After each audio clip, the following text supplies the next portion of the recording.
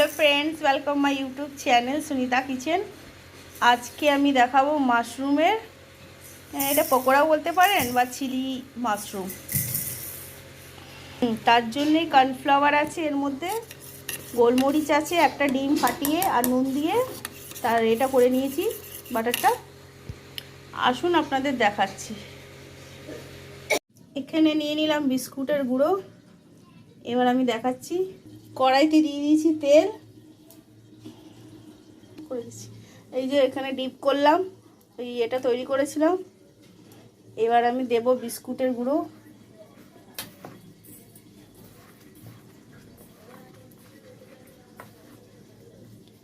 দেওয়ার পরে তেলে দিলাম ছেড়ে, দিয়ে দিলাম এই যে ভালো করে একটু লাল লাল করে ব্রাউন ব্রাউন করে ভাজতে হবে। হয়ে গেছে কমপ্লিট। মাশরুম ললিপপও আপনারা বলতে পারেন। এ দেখুন, তো চিকেন ললিপপ যেরকম হয় মাশরুম ললিপপ। ভালো লাগলে লাইক শেয়ার সাবস্ক্রাইব করে দেবেন, রেসিপিটা দেখবেন, ট্রাই করবেন ঘরে। Thank you.